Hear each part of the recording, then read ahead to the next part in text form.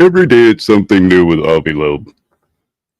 Well, originally the first two interstellar objects he claimed were little probes and whatnot. And man, this new one, the Three Eye Atlas, I think the man's totally a scammer at this point. And I understand that he's highly educated, and I really shouldn't say that, but there's a way to tell crackpots, and I'll probably go into this subject later, probably next week. But I guess he started claiming that it was a nuclear powered spacecraft. He hasn't really given any solid evidence as for why he claims that. And the other, aside from it, it's illuminating light. Now it's emitting light. It's not doing it like normal comets do. The light that we see is in front of the comet and not a typical trail behind the comet. But of course, the Avi Loeb is a spacecraft that has strategically planned its route through our solar system as to conceal its presence, or hopefully conceal its presence. And was I late? My clock said it was on time, but maybe I was late for a few minutes. But hopefully to conceal its presence, because it's a 0.2% chance or something like that it would ever align with the Earth's ecliptic like it does. The guy's a crack. The guy is an absolute nut job. But that's not what today's story is about.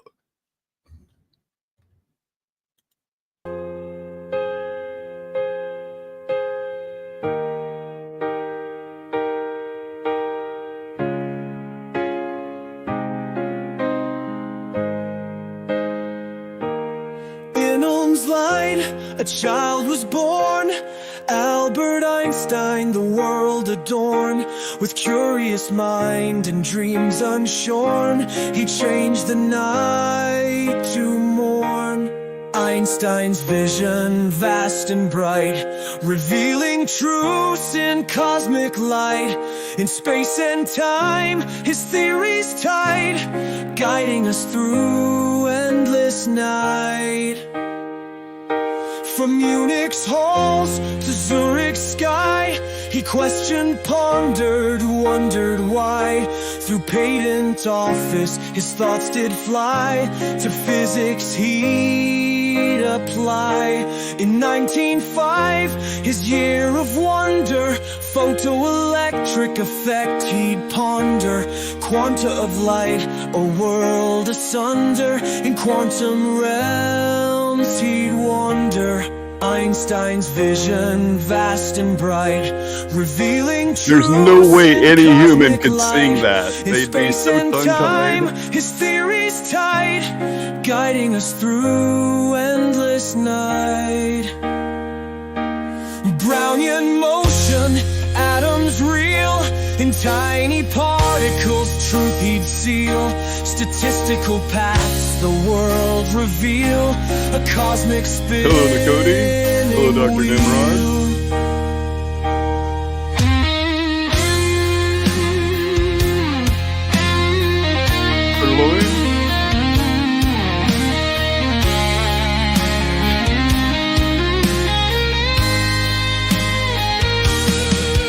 Special relativity, time and space.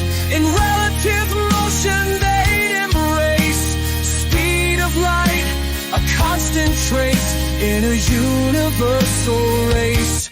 Einstein's vision vast and bright, revealing truths in cosmic light. In space and time, his theories tight, guiding us through. I'd get lost with all the quantum stuff. General relativity, gravity's guise. Curved space-time in Einstein's eyes. Eclipses showing light that lies in starlit bending skies. Cosmological constant universe still, expanding realms against his will.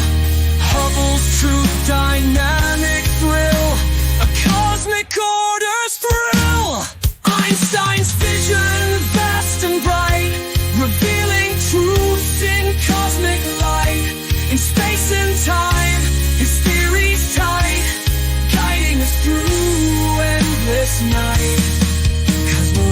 magical, constant universe, still expanding realms against his will.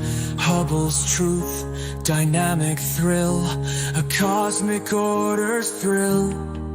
A Mammutarian, his heart did roar for peace and rights. He'd implore against injustice, he'd explore a world he sought to restore.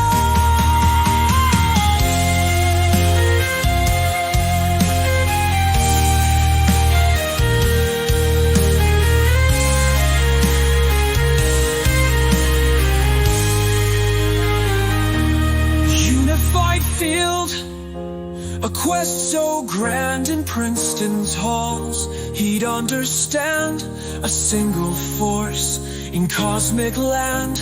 In starry realms he'd stand. Einstein's vision, vast and bright, revealing truth in cosmic light. In space and time, his theories I didn't want to click that died, jerk. guiding us through endless night. Legacy, a star so high in every theory, he'd imply a universe in endless sky. Einstein's name will never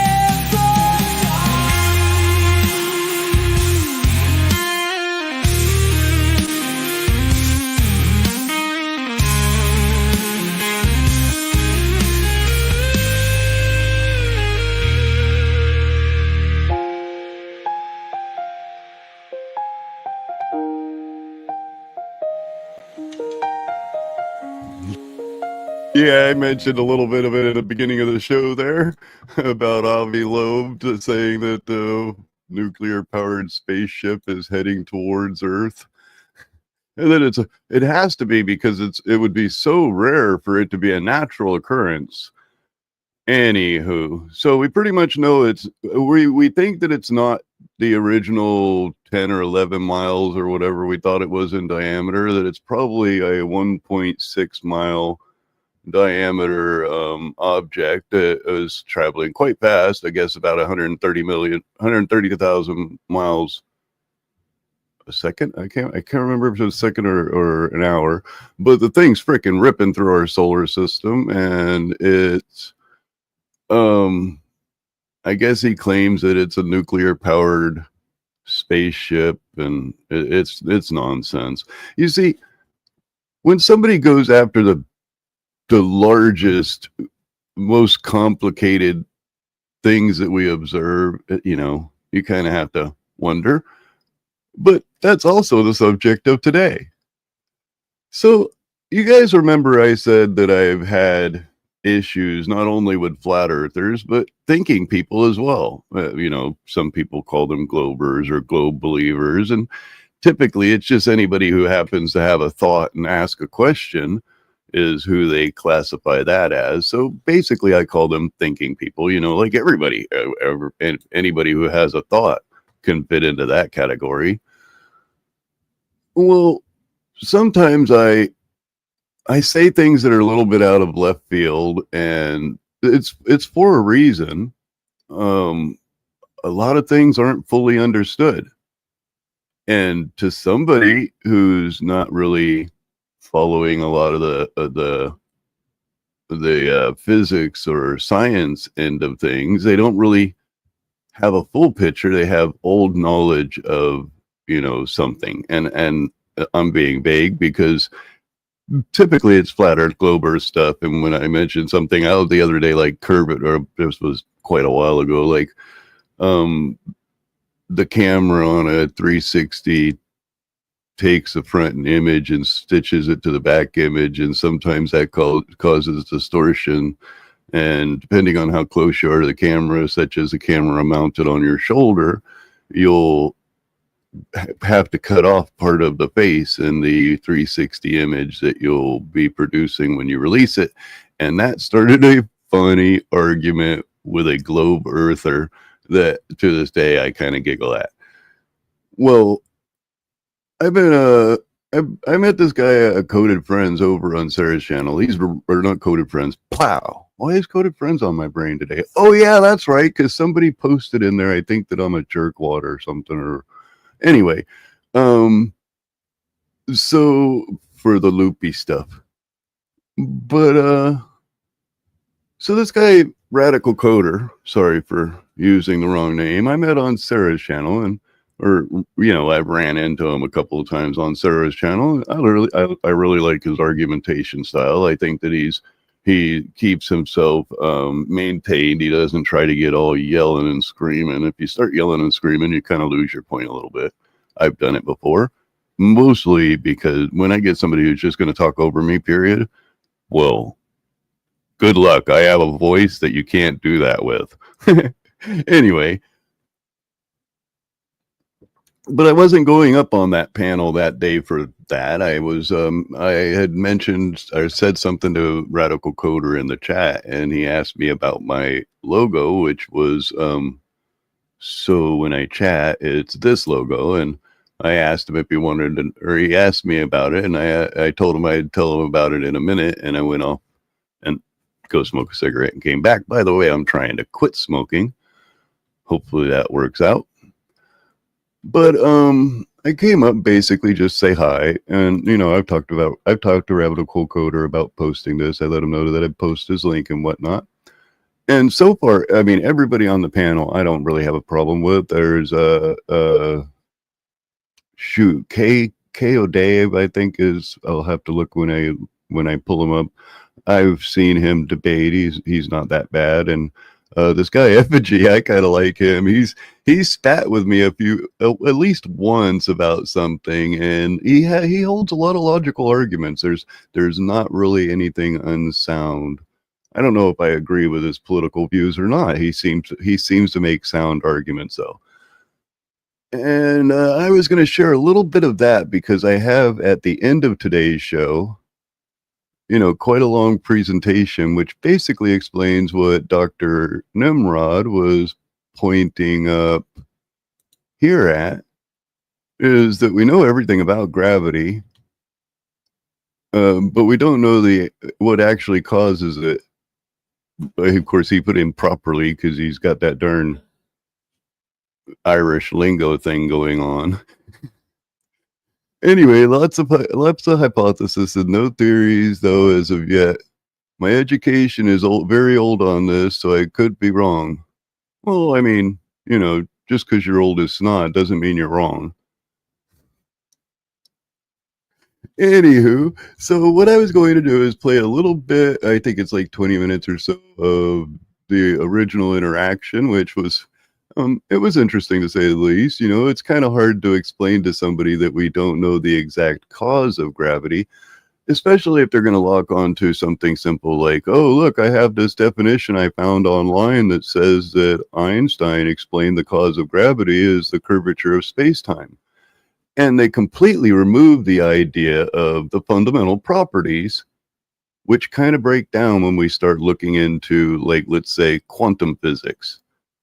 And you got the gluons here, which are the strong nuclear force, and they're responsible for, I believe, let's see, the photon, the gluon, the photon's responsible for light, and I believe the gluon is responsible for matter, and I believe the W and Z bosons are what bind them together, whatnot. That's really complicated explanation, but or really complicated to get into this explanation, but there's one on that's missing, the graviton. And today we will learn about the graviton. Well, we will learn about the theory of the graviton, because so far we haven't been able to detect a graviton.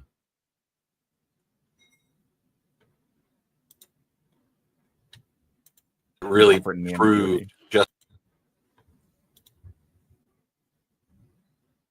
how bad faith they are was that evolution debate the other day.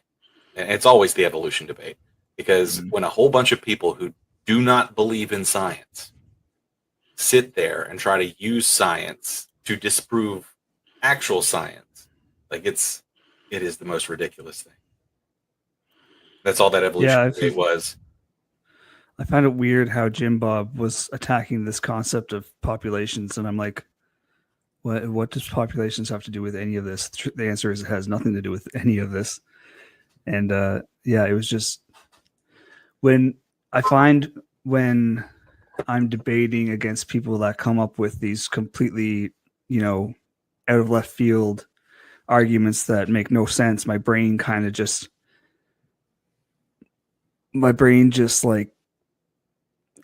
like breaks its gears and stops working for a second.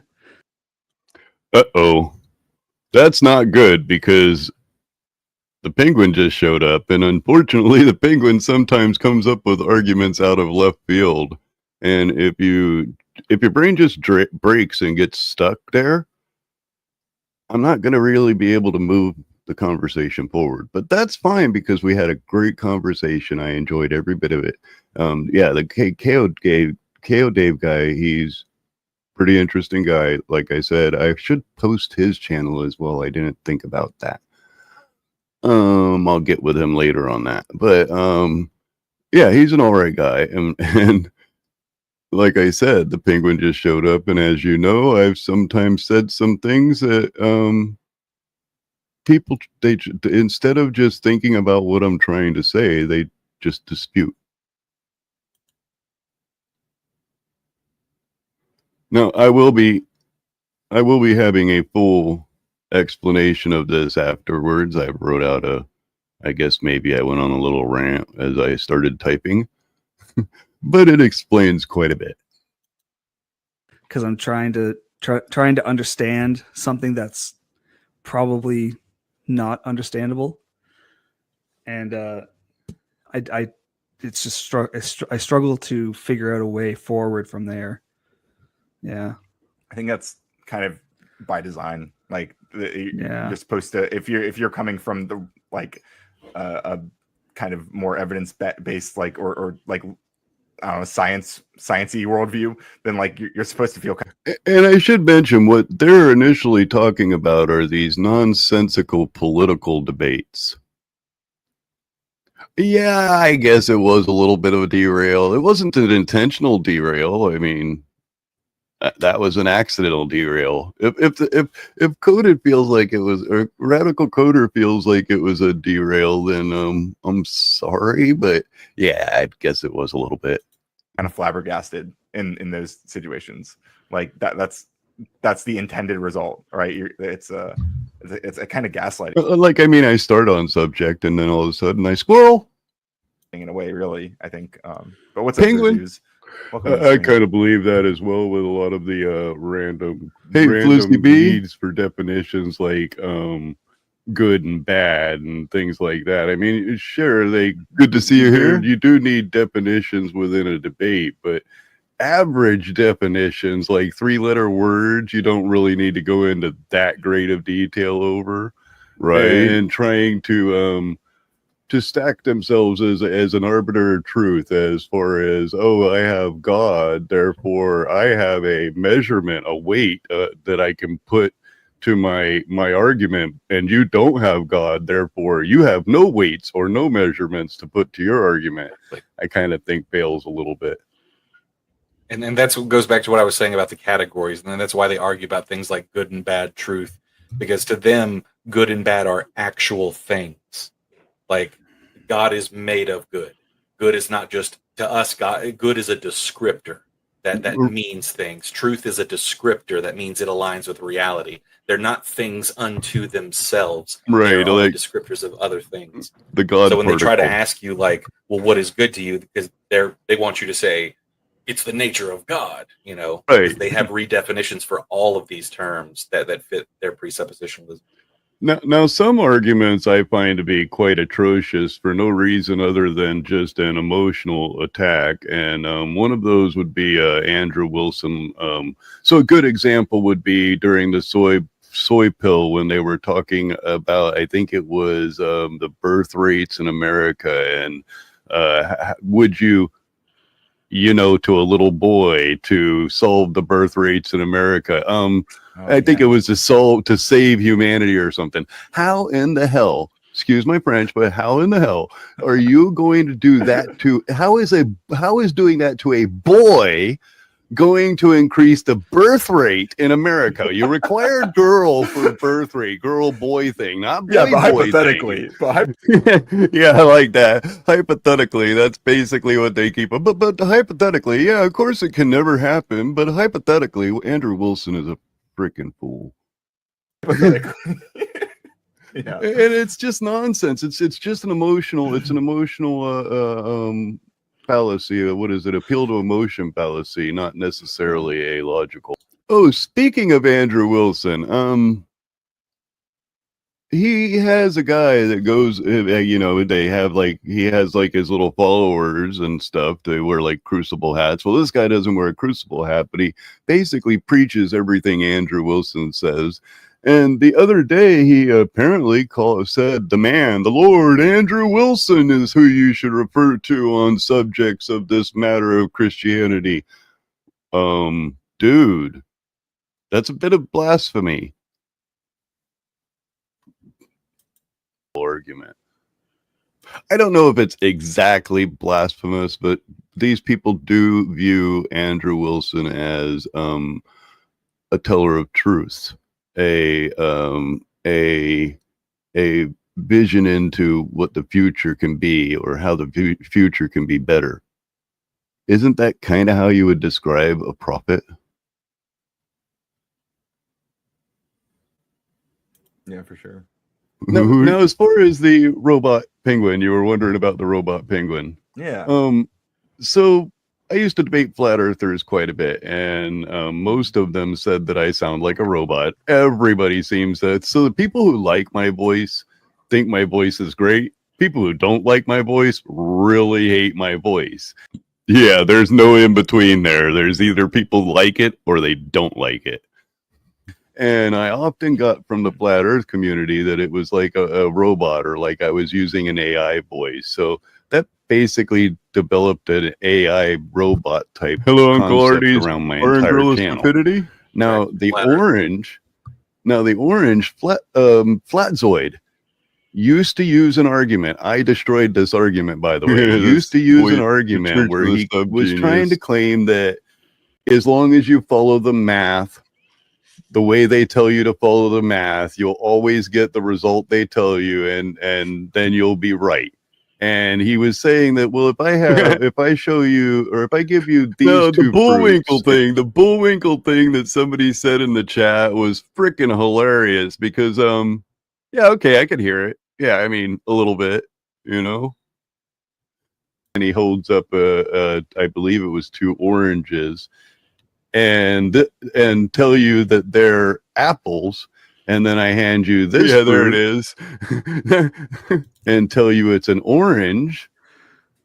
I can't remember how the math worked out on it, but it basically what he was arguing is that as long as you did the math, that you'd always end up with 2 oranges and 1 apple, when that's what it was. In reality, it was 2 apples and 1 orange. It's truly such a stupid freaking argument. Truly a stupid argument that I can't even explain it. I can't even repeat the nonsense back properly. It's that stupid of an argument. And as you notice, he has never used it again. Ever since I squashed his little orange, he has never, ever once used that argument. So I explained to him how you can break it down by taking the skin of the orange, and it's much thicker than the skin of the apple. Try to squeeze the juice out of the orange by hand. You can't squeeze the juice out of the orange by hand, or out of the apple by hand, but yet the orange you can. I always do that. I get stuff confused and confounded in the middle of I start saying flat where I mean round, and I start saying, yep. Now you can actually calculate exactly how much juice you can pull out of an orange and an apple. And I had that calculation. So the skin of an apple. Oh yeah, you should probably explain that Umbreon is the name of Ryan's wiener. Is like 0.3 micron or something like that. It's very, very thin. I mean, wiener dog. Yeah, wiener dog. That's his wiener dog's name. Of course, I said it intentionally. Of course. Basically, for a long story short, I destroyed his little orange, so that's me crushing his little orange. Okay, I love. Thank you for the lore. I followed most of that. that is some deep flat Earth lore, but that's cool. Good origin story. Flat Earthers Thank you for standing up to the flat earthers. Just as like religious as anybody. Like I find every time I've debated a flat earther, I'm like, this is exactly like debating a highly religious person. Yeah. Like logic and facts don't matter at all. Well, a lot of these statements they make are actually pulled from like pre-Galilean era, and that's what kind of makes me wonder if a lot of it's bullshit. Because, for example, the spinning of the Earth, that whole idea about, oh well, if it was going 1,000 miles per hour at a 600,000 tangential around the sun, then we would most certainly feel this wild roller coaster ride. That comes directly from arguments against Galileo. Yeah. And of course we don't, because there's this thing called equal and opposite reactions, and the Earth's gravity keeps us on Earth's surface, so we don't get flung off and we don't experience this. And there's no acceleration. There's no acceleration. It's a steady movement. There is technically acceleration because it's, going in a circle. But wait. Okay, now I wasn't trying to go on that channel to start arguments, and the statement right here is wrong. Going in a circle is not acceleration. Let me explain. Now you can simply search if centrifugal forces, or centrifugal, whichever way you wish to say it, is acceleration or not. Centrifugal force is not acceleration. Let me get this over here where I can read it and stop trying to speak like the stupid actual dumb scientist. They're real scientists. That's just how they say it. Centrifugal force is not acceleration. Centrifugal force is not considered acceleration, as it's a fictitious force that appears, the thing keeps popping up when I'm reading it, that appears in rotating frame of reference. It is a result of inertia and does not arise from a physical interaction like gravitational or electromagnetic forces. Non-rotating inertial frame of reference, centrifugal force does. The real force is a circular, directed inward, upward, centered. There was a better darn thing on that. I think Wikipedia. But basically, what it's explaining is that centrifugal or acceleration is a linear movement or a linear change in speed. It's not changing speed. It's going the same rotation, but what's happening is you're rotating from the center of frame of reference. They're two different things.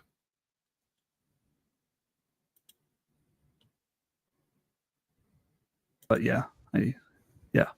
My favorite flat earther question was always, why do people in the southern hemisphere? Oh man. Let me explain such. Hey, JMK, how you doing? Let me explain something today. I was over watching the final debate or final experiment. He's signing off, and there was a point where several flat earthers came up, and it was sad. I almost cried because these people were so lost. They were so their minds were so twisted by these scammers, grifters, and robbers, crooks, that they were saying, oh yeah, everything you did was great and proves what I said, but it was there has to be an explanation, and it was just sad watching that. Well, at least with several of them that truly faithfully believed. Spheres to see different stars in the northern hemisphere. It's a good one.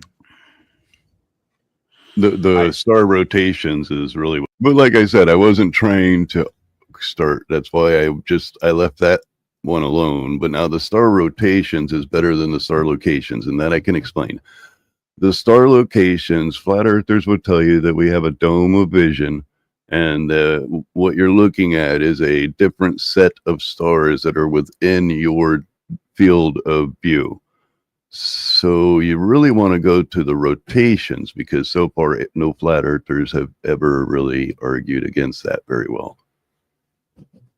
And I'm going to be doing a lot of reading at the end of this, so I should probably stop talking, let this play for a little bit, and I'm going to have a real quick cigarette. I need to stop smoking. What you're looking for there is when you make going to have a cigarette isn't helping. One rotation, the southern hemisphere counterclockwise and the northern hemisphere clockwise.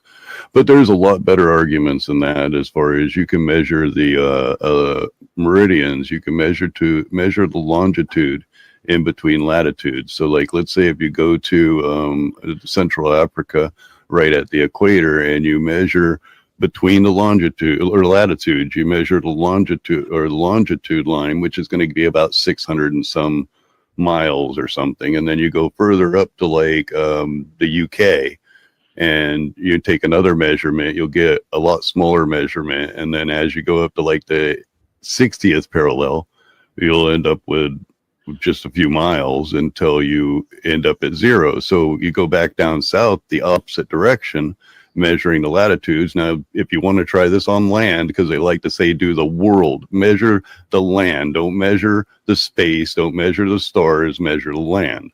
So you would have to go over really quickly that I genuinely hate that we have to actually engage rationally with these arguments, with the irrational arguments. Right, like it's a completely irrational argument. It's as dumb as you can fucking get as far as living in the modern world. Like, just on its face, I can fucking drive a boat around the world. I don't fall off. It's easy. I can take a picture from space. Like, this is fucking stupid shit. Anyone who truly believes in flat Earth should be fucking wearing that when they walk outside. Oh, okay, Effigy, how are you going to take a picture? You've never been to space. How are you going to take a picture from space? What are you talking about? You got a big old ladder I don't know about? I do have a big ladder. It's an extension ladder. And so heading south from the equator. Sorry, hang on. I want to respond to this chat before. But James was saying he came back for a quick second, told me to go on verbal combat. I actually Speakeasy. I went on a show a long time ago. We go way back, and we've actually been planning on. We're supposed to have like an abortion debate at some point, like a more formal one. I think we were trying to get like Rob Noir to actually moderate it, which I thought would be interesting. But yeah, I like Speakeasy. We like to fight with each other. I do verbal combat a lot. I do most of the graphics actually for verbal combat. Interesting. That makes sense. Cool stuff. Sorry, Zazuz. Yeah. It was basically just as you head south, the same thing happens in reverse. It gets smaller and smaller and smaller until you get to Antarctica. We're on a flat Earth map. If we were going to let's just assume that it was infinite. From the center point, which would be the North Pole, it would continue to go larger and larger and larger. So like if you we'll just take a small circle, put a dot in the middle, cut it 4 ways, and continue stretching those further and further out, they're never going to then come back in and converge to a central point again, which is what the Earth actually does when you measure south. And those are physical measurements of the Earth. All you really need to do is go to one of the poles, measure your weight, and then go to the equator, measure your weight again. Notice that there is a discrepancy where you weigh less at the equator. And then how do you explain that? Matter of fact, I just covered that on my show today. Yeah, about the weight, because Neil deGrasse Tyson. So 4 years ago, Neil deGrasse Tyson explained it properly that your weight would change on depending on your longitude. Oh, I'm not sure where position on the Earth. I'm not exactly sure where Ryan is right now. I did. I think I posted it over in his Discord. But Neil deGrasse. But I tried to ask for permission because I wanted this video as an explainer as to why I'm going on this rant that I'm going to have later. It's quite a long rant, so after this video ends, I'll be going into the subject more deeply. But yeah, I have no clue where Brian is right now.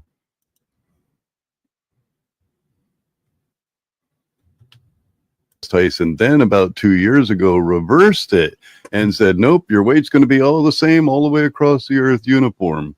But this guy, critical thing. Okay, so after I had this conversation, like one day I just woke up and I'm like, oh man, bosons, gluons, and W and Z, or not bosons, the gluons. I went totally into a different thing about gluons, which do affect the entire circle of the gluons, photons, and WZ bosons. But like I said, I just woke up thinking about the bosons and was like, oh yeah, that's how you explain this. And then I started typing out what was on my mind, what I had woke up to and that was pretty much what I'll be reading today at the end of today's video. Who debates flat earthers went to Antarctica and performed all of those measurements from Australia to the southern point of South America, then into Antarctica. So he got the physical measurements, and that was what my video today was basically. Oh yeah, no, he's not actually on panel right now. I guess if he wanted to come up, he could. Of course, when I get into the reading part, it'll be quite boring. I think he kind of finds this stuff kind of a little on the boring side. I hope that they come and watch it though, because it does have a good explainer at the end. I wasn't just trying to be disruptive on the channel. I just, my brain kind of runs in different directions sometimes. Not calling out, because I'm not the only person to do it. I'm sure Neil deGrasse Tyson, the more people that pick up on it, telling him that he's wrong, will actually get a hold of this globe earther who has the physical weight measurements, not just theory. And I really hope that Neil deGrasse Tyson gets a hold of Critical Think, because he has the measurements. He has the actual measurements. I'm sure Neil deGrasse Tyson has probably already looked at it and been like, yeah, I should have known that.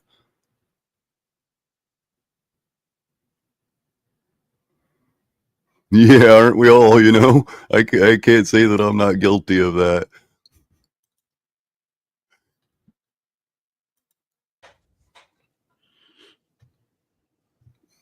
Yeah, I find the I like the anti-flat earthers, reasonable people, science-minded people go on and have these like conversations, because I'm thankful that they can explain it. Thank you very much. I mean, like, I hear the kind of faux physics, as like someone who doesn't have like a super strong physics background myself, just kind of a very general physics understanding. Like, I hear the bizarreness that the flat earthers like speak, and I appreciate people like you and Craig who go out there and fight with these people. But I to be completely honest, I find a lot of the debates like super boring. Oh yeah.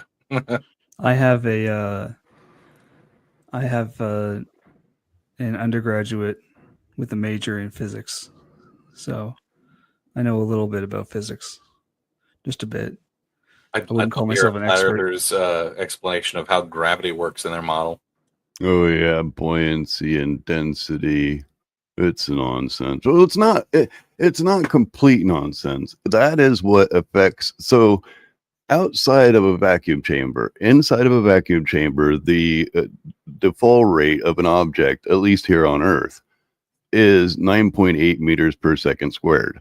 Now that fall rate is affected outside of a vacuum, and that would be where the buoyancy and density part comes in. Is in natural air, a feather falls obviously slower than a bowling ball until you get to a vacuum. So, I mean, some of the buoyancy density argument, it's like they pull logical argument and then confuse it with the real answer being that you can't calculate even that fall, like a fall from, let's say, somebody jumping out of a helicopter with a parachute. The parachuter is going to reach a fall rate of 9.8 meters per second, guaranteed. And no matter, that he's just gonna, that's how it works. That's how gravity works. But what was I thinking? Oh yeah, that was about the end of that conversation. Darn, I hate when I do that. Now, as far as gravity, that's the first time I actually heard that, I pissed me off so much. It's like it's just different densities. As far as gravity, now their explanation of density and buoyancy and and that's actually why I chose today's thumbnail as the whole buoyancy density confused with gravity argument. I kind of wanted to use the buoyancy density idea just as a visual in the thumbnail so that if anybody does confuse buoyancy density with gravity and think I'm going to make the argument that buoyancy and density and pressure equilibrium is gravity, I'm not making that argument. That's possibly the dumbest thing I've ever heard. That's all nonsense. But as far as their argument that science does not know the causation of gravity, we absolutely know the effect of gravity. We absolutely know how to measure gravity. We kind of understand that gravity is somehow entwined with Earth space time. Here's where it breaks. We understand that very, very, very, very well. Yeah. It is one. But we don't understand what causes it. What is the exact cause?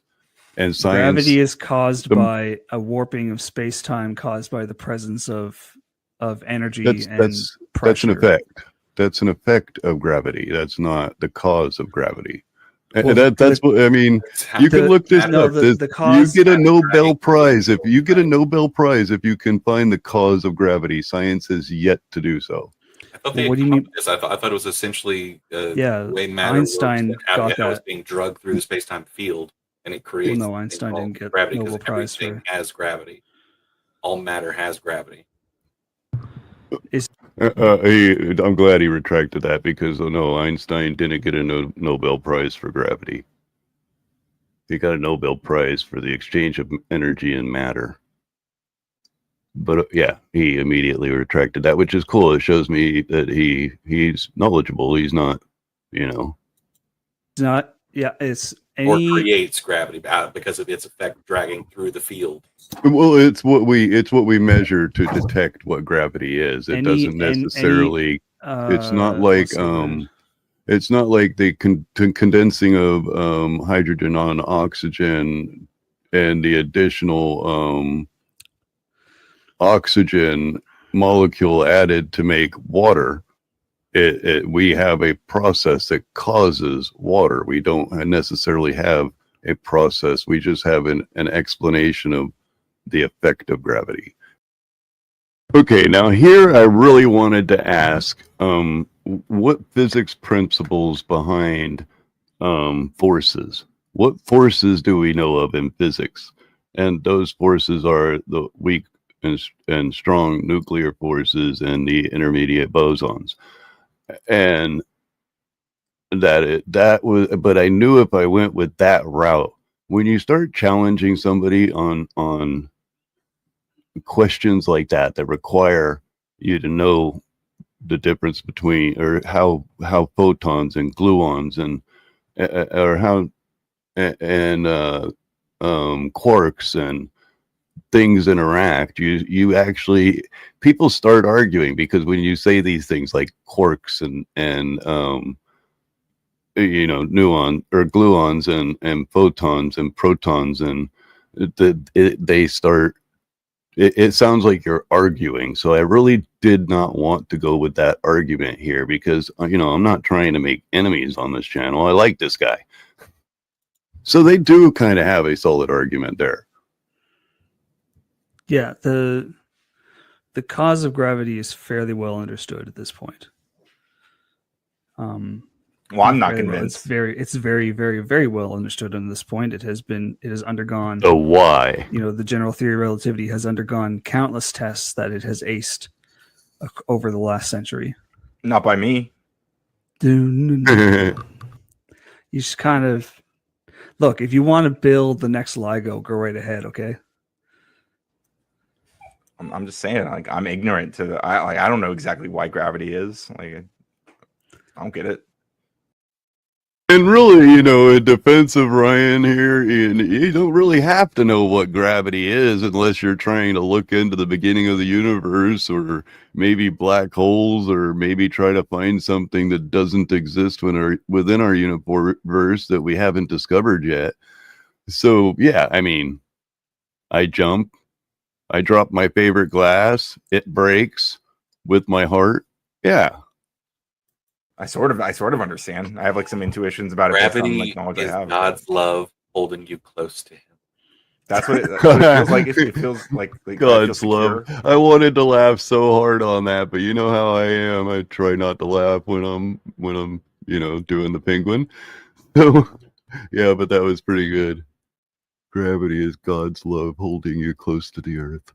I jump, I come back down.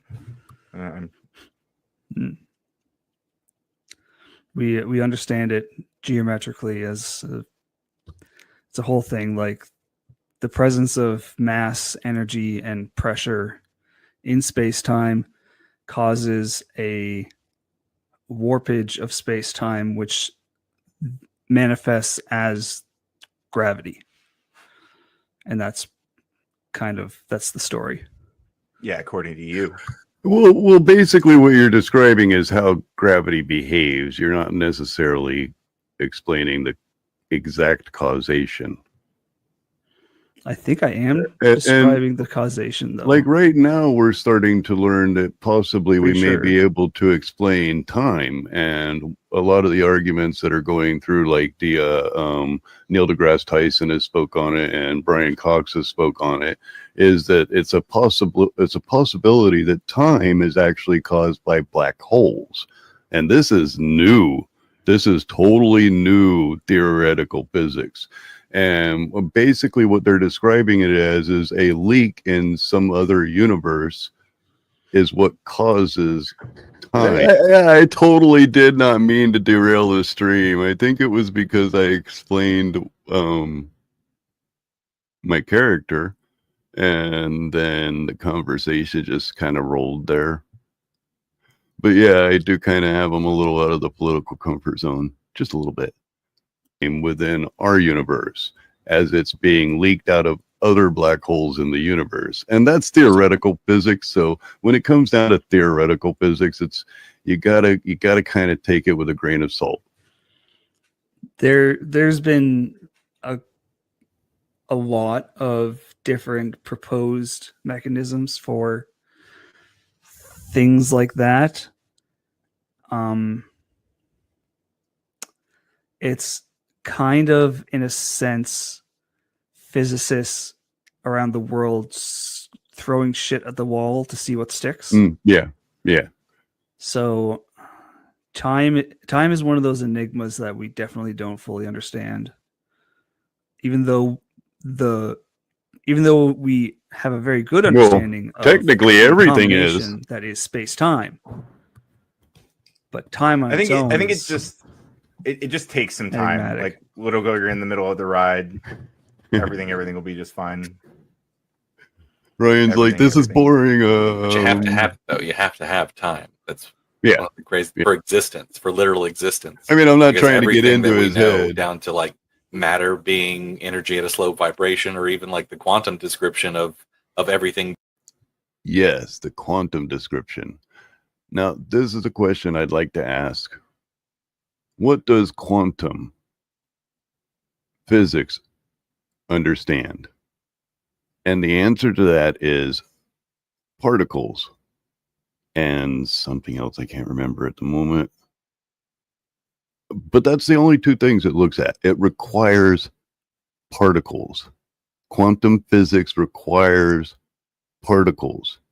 And when we start looking into quantum physics, we start to figure out that they don't mesh. If we put gravity into the quantum physics, it doesn't mesh and everything breaks, everything falls apart. We know that the quantum realm exists, everything's made of particles. So why can't we stitch this smoothly?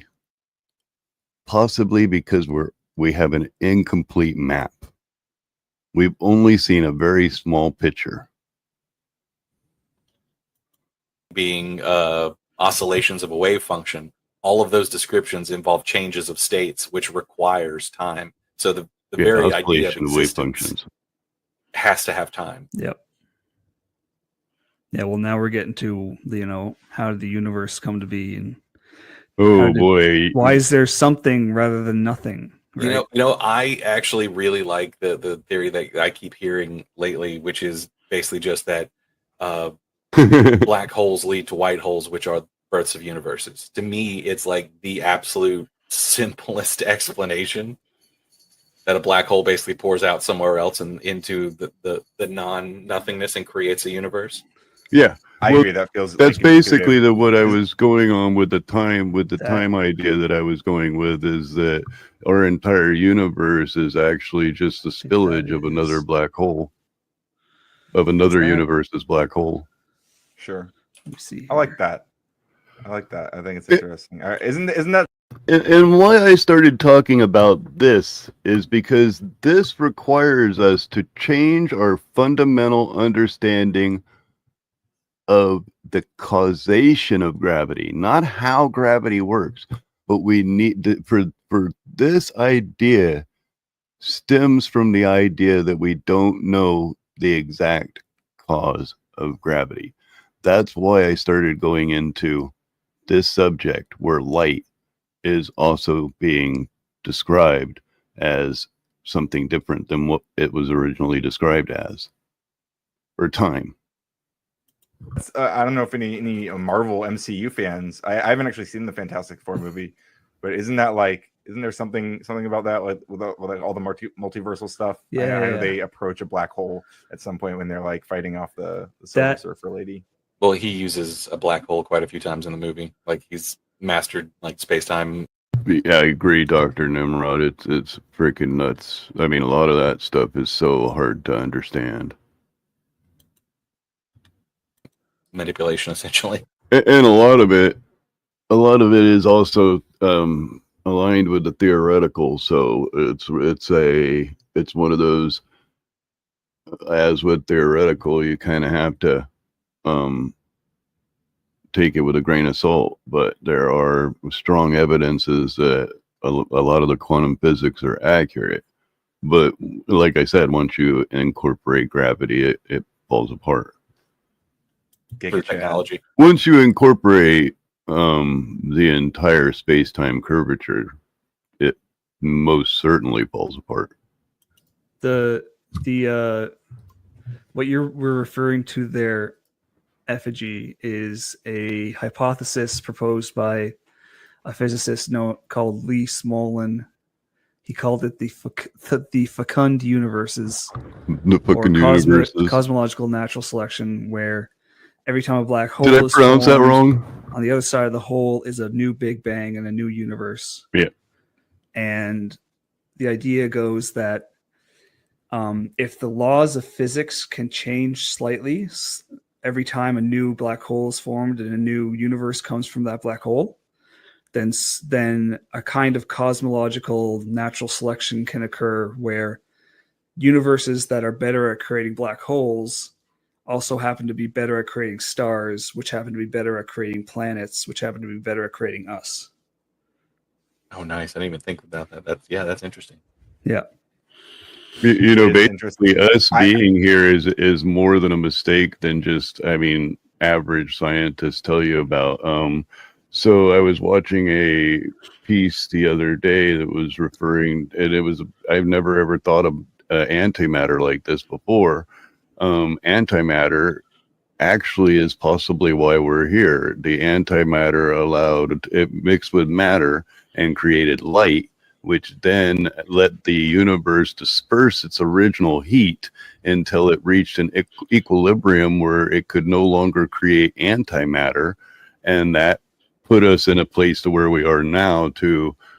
Basically there's no antimatter anywhere, and if any antimatter does end up existing in our universe, our entire universe will basically turn to nothing but light.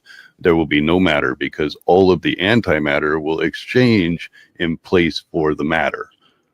And basically, once I got done, so I also read the study that it was on Brian Cox. When I also read the study that he was putting with it, and essentially, this is the scary thing: we are tools. We are tools of our universe to help cool our universe and bring it to a state of equilibrium. Yeah, that is the second law of thermodynamics, which states that entropy will always thermal increase. death. Yep. And so by cooling, that's actually referring to is this thing called entropy, which is always increasing. And the more entropy the universe has, basically the less interesting things it can do. Yeah, the more stable it becomes. And Yeah, I like being a big gray, opaque. Yeah. I'm light. gonna interject Yeah. briefly. I'm gonna be closing down in about 5 minutes. So All if right. you want to go around and give some closing statements about everything. He's like, help here, me I get will out of allow this that. conversation. Just kind of went It hurts. pretty deep. I find it fascinating.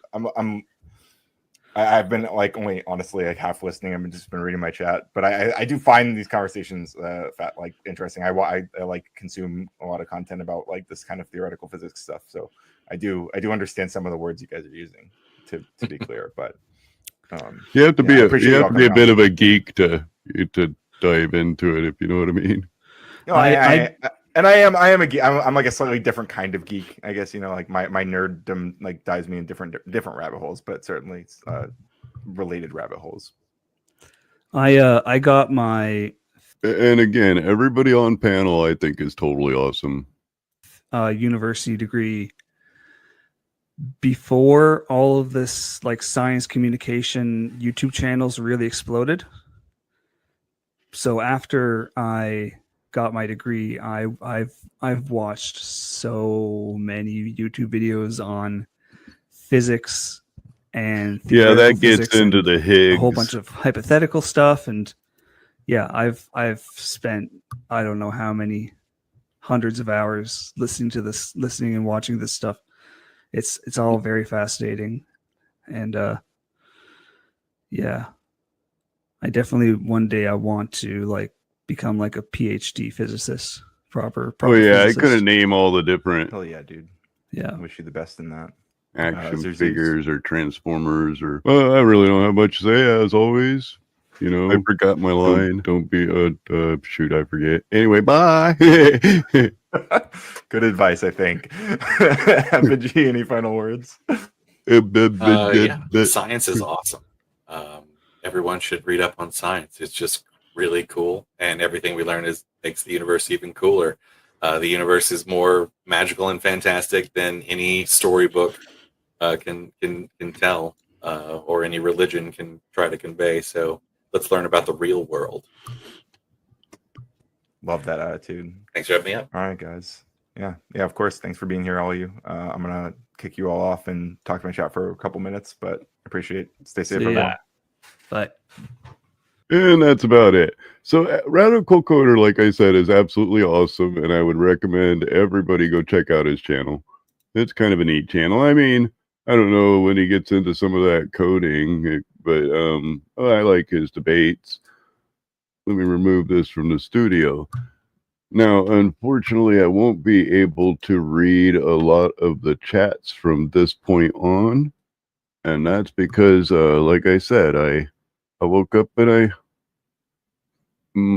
with my mind clear, I started trying to explain what I was trying to talk about a little more clearly. So here we go.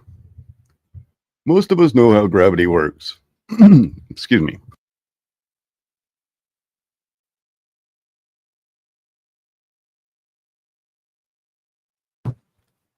I could probably go into this tomorrow, but we have all been waiting to figure out what's on my mind.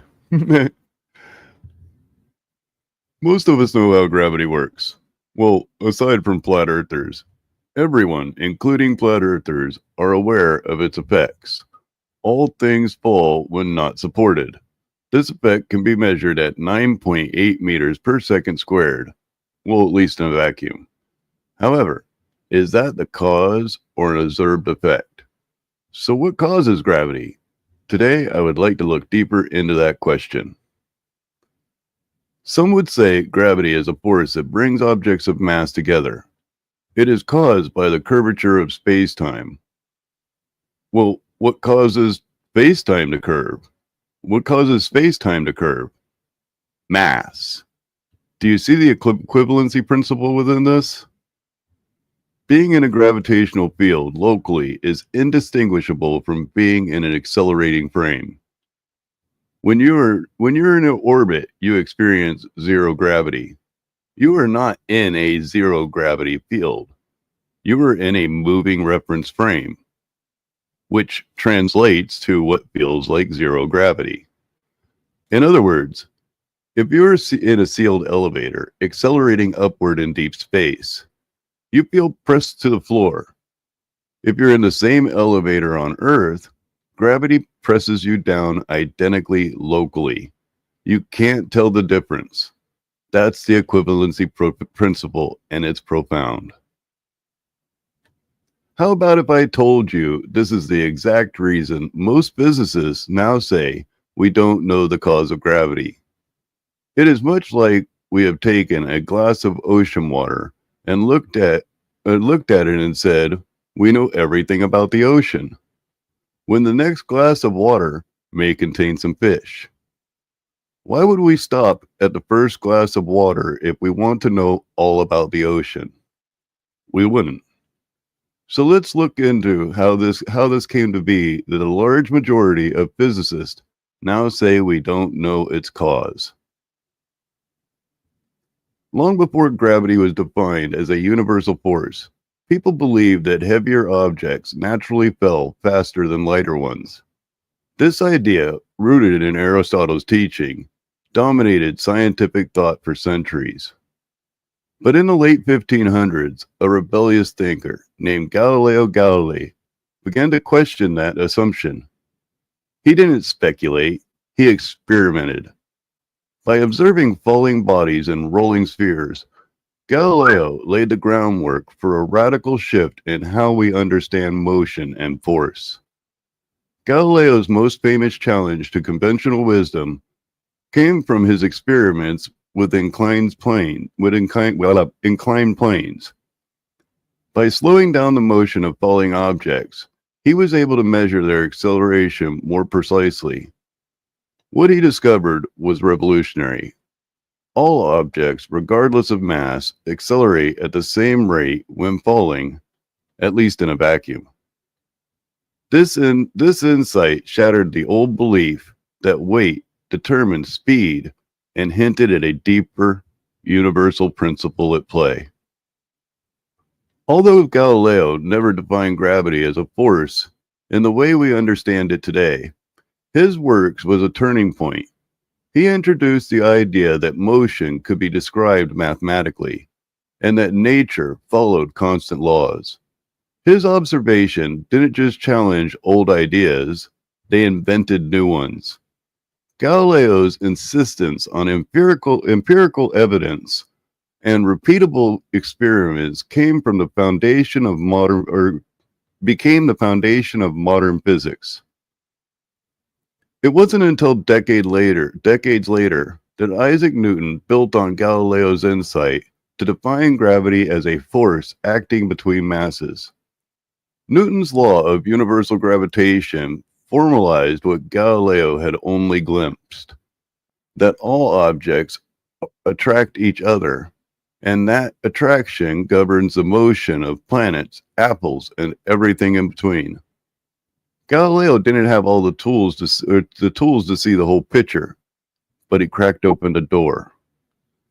So while Galileo wasn't the first to notice that things fall, he was the first to ask why they fell the way they fall, and demanded that nature answer with numbers, not tradition. His works marks the beginning of gravity's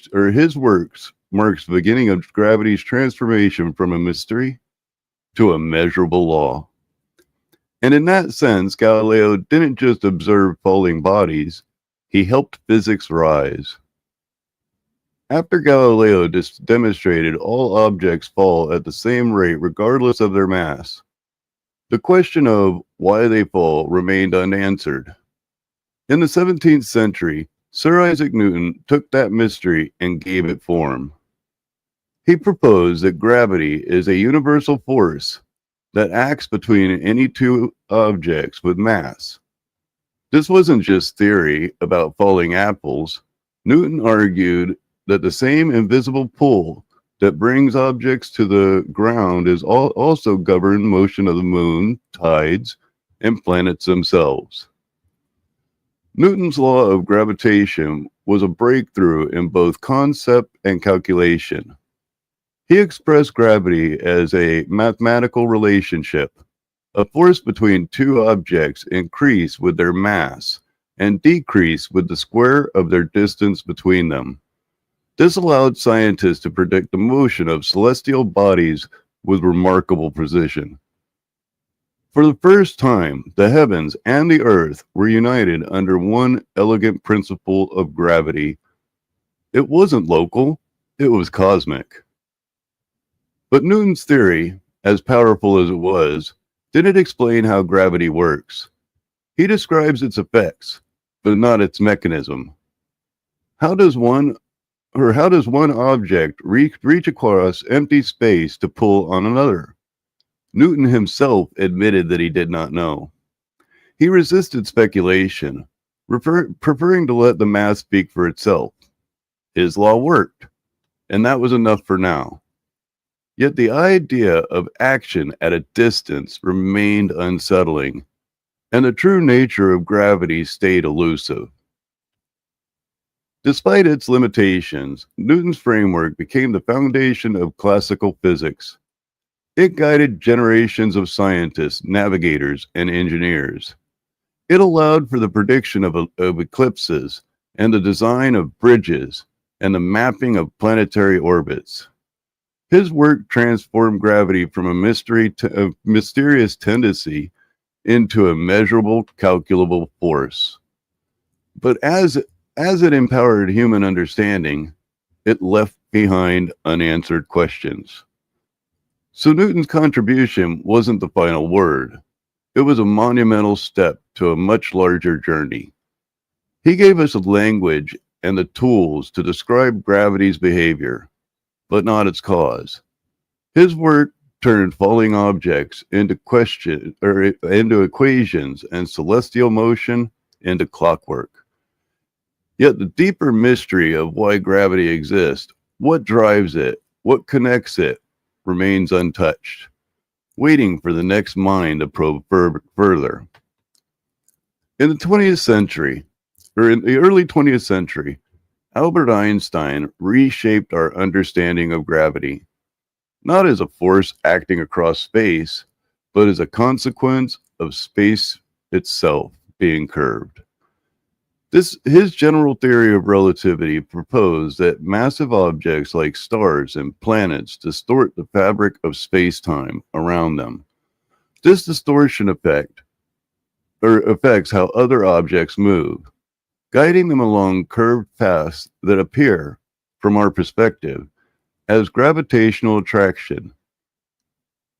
It was a radical departure from Newton's invisible pulling force, and it offered a new way to visualize gravity's influence. I have to pause here and take a drink.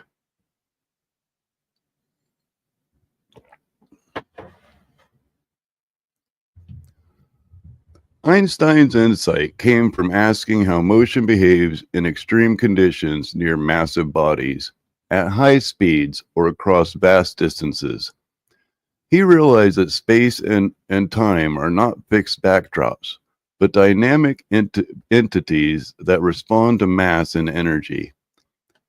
In this view, Earth doesn't orbit the sun because it's being tugged by force, but because it's following a curved trajectory around the warped space-time created by the sun's mass, or massive gravity, mass.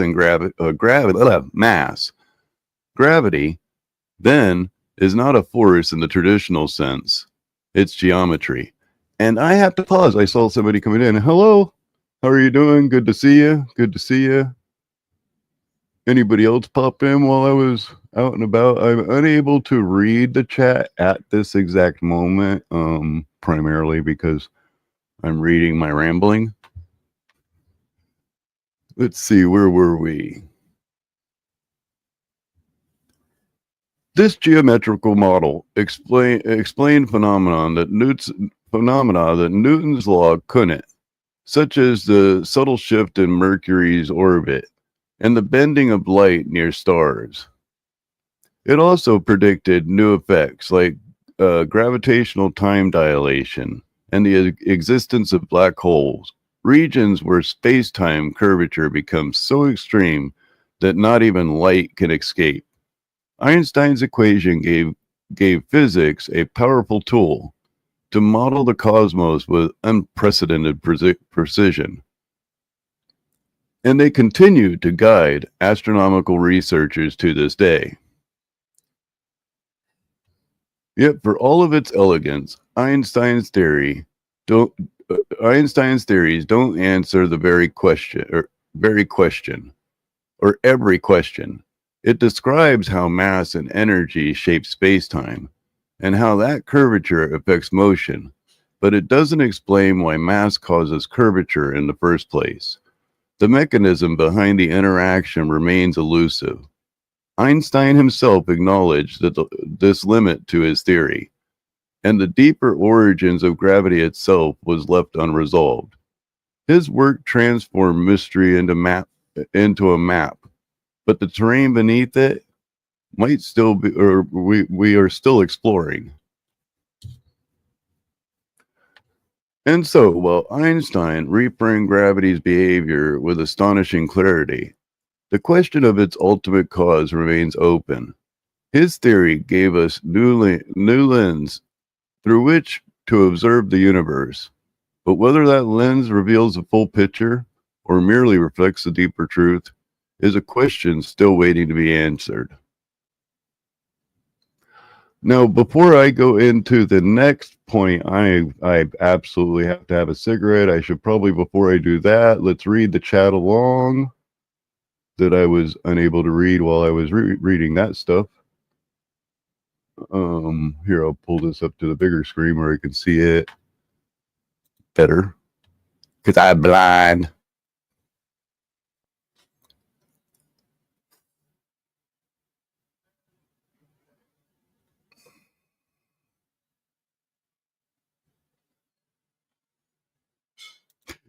Yeah, I'm not really anti-science at all. I have different, deeper thoughts, if you know what I mean. And yeah, I had no hard feeling, man. Like I said, what was it? The comment about Bullwinkle that people were making was freaking hilarious. But as I read this, I'm going to play some music, and like I said, I have to dip out. I'm about ready to go in there and strangle definitely not Tom, but I'm gonna try to find something, I guess. No, I'm just kidding. I need a smoke. In Woolsthorpe's quiet, a genius was born. Isaac Newton, through nights forlorn, with an apple's fall, he'd adorn the universe in dawn's light drawn. Newton's cosmic dance with forces grand, Understanding the world so planned, from motion's laws to gravity's hand, his legacy will forever stand. In Cambridge halls his mind did race, through calculus he found his place. With prisms bright the light did trace, colors in a spectrum's embrace. In isolation, silent year, his thoughts would crystal clear appear. Laws of motion ever near, in Principia his truths held dear.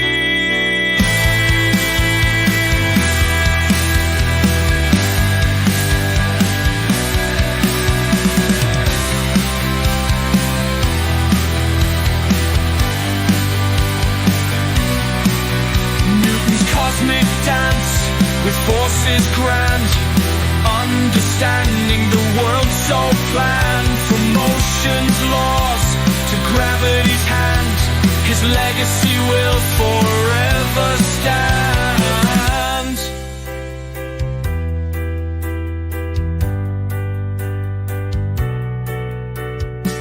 With every action there's reaction true, inertia holds a world anew. Acceleration force will cue a universe he'd construe. Gravity's pull he did define, every mass a force in line. In the stars his truth did shine, in the orbits a grand design.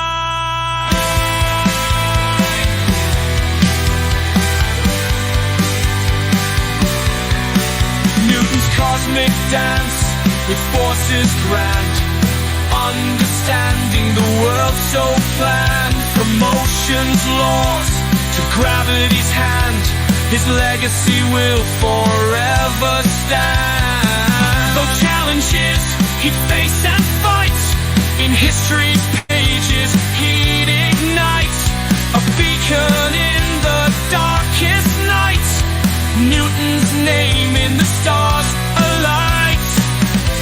Forever Newton's tale, in the cosmic winds that sail, as we journey through the starlit veil, in wonders that will never pale.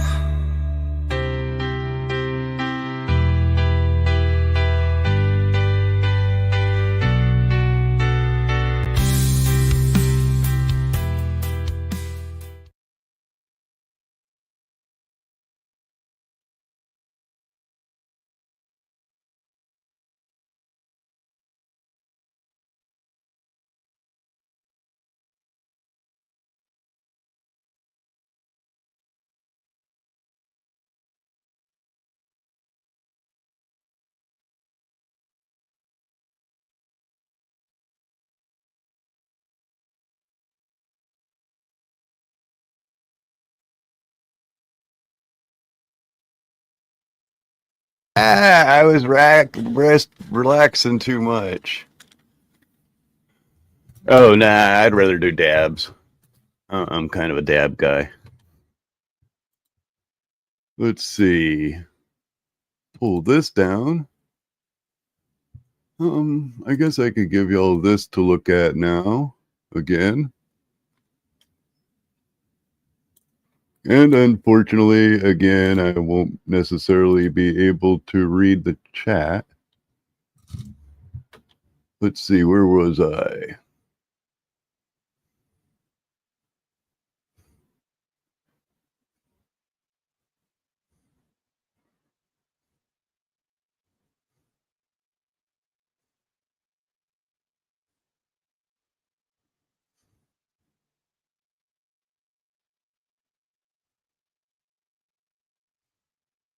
Sorry, I'm trying to catch myself up. It looks like it lost me when I still being floored.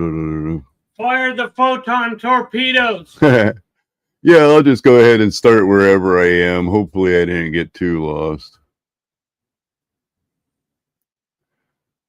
Yet for all of its elegance, Einstein's theories doesn't answer every question. Oh, I already read that part. Motion doesn't explain why mass causes curvature in the first place. And so, while Einstein refined gravity's behavior with astonishing clarity, the question of its limits, of its ultimate cause, remains open. His theory gave us a new lens through which to observe the universe, but whether that lens reveals the full picture or merely reflects a deeper truth is the question still waiting to be answered. For centuries, let me get some water real quick.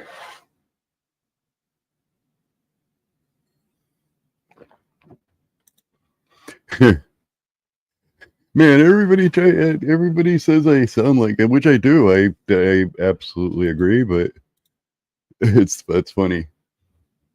For centuries, gravity was treated as a force, an invisible pulling between masses, elegantly described by Isaac Newton. Later, Albert Einstein reframed gravity as a curvature of space-time itself, caused by mass and energy. On everyday scales like falling objects on Earth or planetary motion in our solar system, these two models produce nearly identical results. Whether you call it a force or curvature, the math checks out. This overlap is not by accident. It's a reflection of what physics calls an equivalency principle, which says that acceleration and gravity are indistinguishable in small local frames. But this equivalency only holds under certain conditions. In extreme environments like near black holes, neutron stars, or during the earliest moments of the universe, the subtle differences between force and curvature begin to matter. These are not just semantic distinctions. They are sharp, or they shape how we model space, time, and energy under conditions where the familiar rules break down. If we rely on the observable effect of gravity without probing its underlying cause, we risk misunderstanding what's actually happening in the high energy, high curvature regimes. Experiments have confirmed that both Newton's gravity and general relativity follow the equivalency principle in controlled settings. But those confirmations don't settle the deeper questions. What is gravity, really? Is it a fundamental force like electromagnetism? Or is it an emergent property like space-time geometry? The answer affects how we build theories and go beyond current physics, especially when trying to unify gravity with quantum mechanics or explain phenomena like singularities or cosmic inflation. Some might argue that as long as gravity accelerates objects and bends light, it doesn't matter what we call it, but that view overlooks the stakes. In extreme environments, the difference between curvature and force isn't just academic. It determines how we interpret data, predict outcomes, and build models that can withstand scrutiny. Without clarity on gravity's cause, we're left with equations that work locally but may fail universally. And in science, getting the right answer in the wrong context is still a wrong answer. So we ask not just how gravity behaves, but why it behaves that way. Because when we reach beyond the solar system into black holes, or early cosmology, or even quantum physics, our tools must be sharper than mere observations. We need to understand gravity's origins, not just its footprints. Otherwise, we're navigating the universe with a map that's accurate in the valleys, but not at the peaks. We often talk about gravity as we understand it. We measure it, predict it, and build entire systems around its behavior. From falling apples to orbiting satellites, gravity behaves in in ways that is consistent and observable. But what we're observing isn't a cause of gravity, it's the effect. We see how objects move, how they accelerate, how they bend light or warp time. But the deeper question, why gravity exists, all remains unanswered. Historically, Newton describes gravity as a force between masses, and Einstein later reframes it as curvature of space-time caused by mass and energy. And on small scales like Earth's system, those two models are predictably indistinguishable. Whether you call it a force or a curvature, the result is the same. Objects accelerate, paths bend, motions unfold predictably. This overlap is captured by the equivalency principle, which tells us that acceleration and gravity are locally indistinguishable. But just because two models produce the same results in familiar settings, that's right, they're two of the same models, that's why they sound the same. The same results in familiar settings doesn't mean they are the same thing. In extreme environments like near black holes or during the birth of the universe, those subtle differences start to matter. If gravity is truly a curvature of space-time, then it behaves differently under intense conditions than if it were a fundamental force. And if we don't understand which model is correct, whether both are incomplete, we risk misinterpreting the most extreme phenomena in the cosmos. Some people ask, why does it matter? If the math works, isn't that enough? Science isn't just about matching equations with outcomes. It's about understanding the underlying reality. And when we push into the edges of physics, singularities, or quantum physics and quantum fields, or the structure of space itself, those failures can lead to contradictions, blind spots, or even false conclusions. These tensions become even clearer when we look at the standard model of particle physics. It describes three of the four known fundamental forces: electromagnetic, weak nuclear, and strong nuclear. Each of these forces has corresponding particles that mandate its effect. Photons carry electrons, or electromagnetic force. W and Z bosons handle the weak force. Gluons bind the strong force. These particles are well documented, and their behaviors are consistent with quantum theory. Gravity, however, doesn't fit neatly into this framework. If it's truly a fundamental force, then by logic of the standard model, it should have a particle too, a gravitron. The graviton, if it exists, would be the quantum messenger of gravity, just as photons are to light. But unlike others, the graviton has never been detected. It's purely theoretical, and that absence creates a strong boundary condition. Gravity behaves like a force, but it doesn't play by the same rules. This leads to a deeper problem, general relativity, which describes gravity as a curvature of space-time.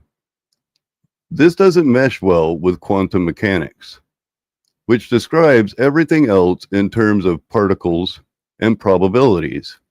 When we try to combine the two, say models of gravity inside of a black hole, or the birth of the universe, the math breaks down. The equations don't agree. It's like trying to stitch two fabrics together woven in two different dimensions. Some physicists speculate that gravity might not be a force in the traditional sense at all. Maybe it's an emergent phenomenon, something that arises from a deeper quantum interaction. We don't understand it yet. Or maybe it's a geometric effect that only looks like a force under certain conditions, but in extreme environments like black holes Those differences might reveal something fundamental. And then there's the question of mass. Some particles have it, some don't. Photons and gluons are massless, yet they carry energy. W and Z bosons have mass, and that affects how they behave. But mass itself is kind of slippery. It's interchangeable with energy, thanks to Einstein's E equals mc squared. So when we say a particle is massless, we're not saying it is empty. We're saying it carries energy that can become mass under the right conditions. That nuance matters when we try to understand how gravity interacts with particles. If gravity has no particle, or if its particle behaves differently than expected, then our entire framework for understanding forces needs revision. It's not just about plugging gravity into the standard model. It's about questioning whether the model itself is complete. And that's why we can't settle for observing gravity's effects.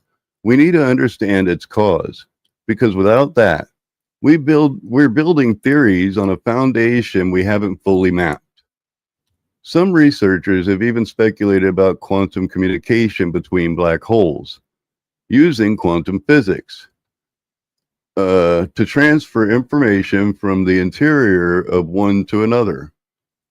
This is a wild idea, and the math still is completely speculative. But it shows how far we are willing to stretch to reconcile gravity with quantum mechanics. Even the event horizon boundary beyond which no information escapes remains a kind of cosmic firewall. We don't talk about it because, well, we don't understand it. And that's the heart of the issue. Gravity behaves like a force, but resists being treated like one. It shapes the universe, but it evades the particle-based language we use to describe everything else. Until we understand its cause, not just its curvature, not just its acceleration, we're missing a piece of the puzzle.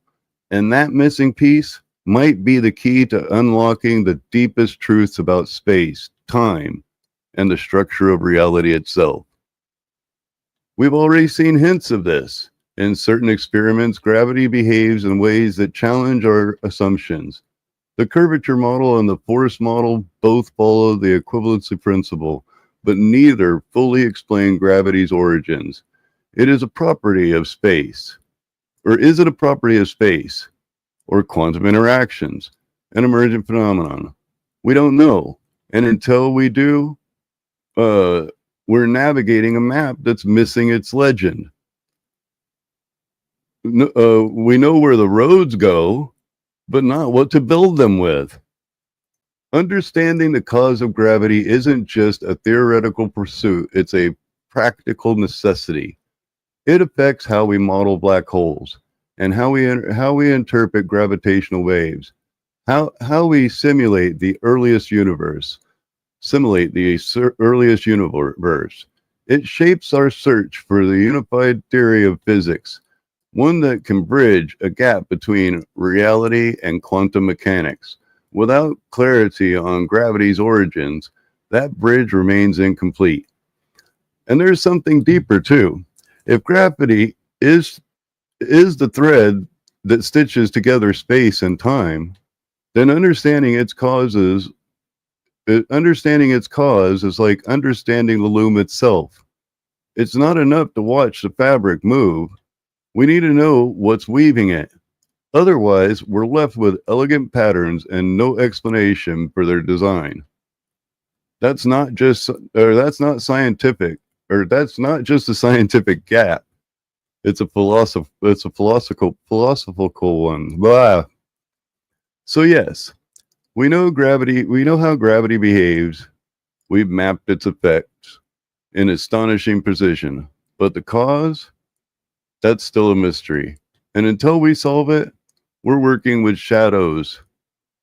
Accurate, predictable, but incomplete. The next step isn't just to observe more clearly, it's to ask more deeply. What is gravity? Really? And what is the true nature and what its true nature can reveal about the universe itself. Man, I think I saved that. Did I get the typing or what? I think it was a pretty good presentation on why we don't exactly know what gravity is. By the way, hello, Cardi Punch. Good to see you slipped in. Shoot, all the chats.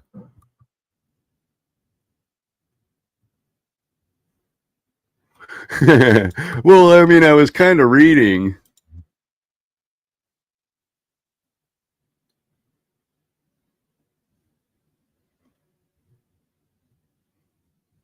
Anyway, guys, as always, you guys are awesome. Remember, you don't have to be wise. Just don't submit to stupid. Thank you very much, and have a good day.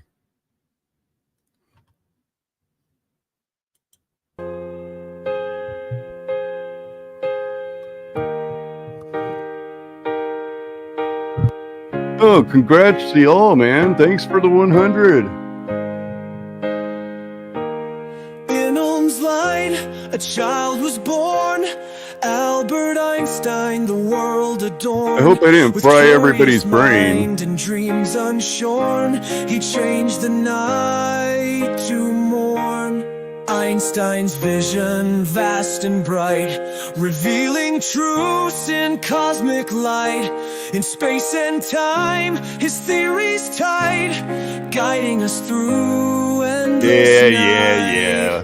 Sometimes you trip up on the From word. Munich's halls to Zurich's Philosophical, is that he okay? questioned, pondered, wondered why. Through patent office, his thoughts did fly. To physics he'd apply. In 1905, his year of wonder, photoelectric effect he'd ponder. Quanta of light, a world asunder. In quantum realms he'd wander. Einstein's vision vast Coda and does a bright, good job of revealing that. truths in cosmic light. In space and time, his theories tied, guiding us through endless Oh my Lord. night. Brownian motion, atoms real. So speaking of that, you know when I created that post about her potato computer little laptop she got over there in Discord? I used an image only of Shiz's face, and the robot made her fat. I can't help that. In tiny particles, truth he'd seal. Statistical paths the world reveal. A cosmic spinning wheel.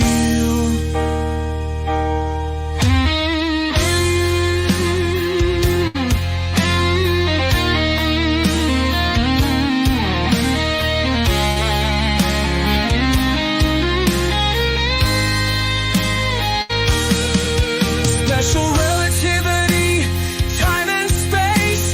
In relative motion they'd embrace. Speed of light, a constant trace in a universal race.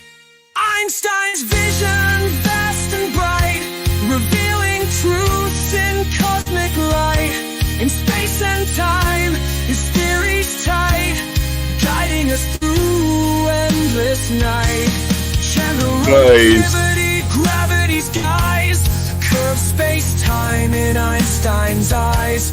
Eclipses showing light that lies in starlit bending skies. Cosmological constant universe still, expanding realms against his will. Hubble's truth dynamic thrill, a cosmic order's thrill. Einstein's vision vast and bright, revealing truths in cosmic light. In space and time, his theories tight, guiding us through endless night. Cosmological constant universe still, expanding realms against his will. Hubble's truth, dynamic thrill, a cosmic order's thrill. a humanitarian. His heart did roar for peace and rights. You describe the cause of brain. Justice he'd explore, a world he sought to restore.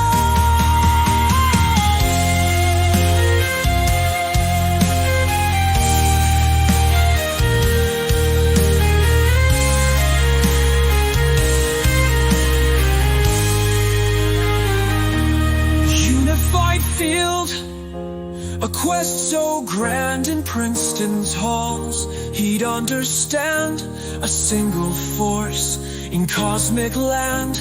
In starry realms he'd stand. Einstein's vision, vast and bright, revealing truth in cosmic light. In space and time. Wait, did he really skip the part where I showed my butt? Through endless night. Legacy, a star so high in every theory. He'd imply a universe in endless sky. Einstein's name will never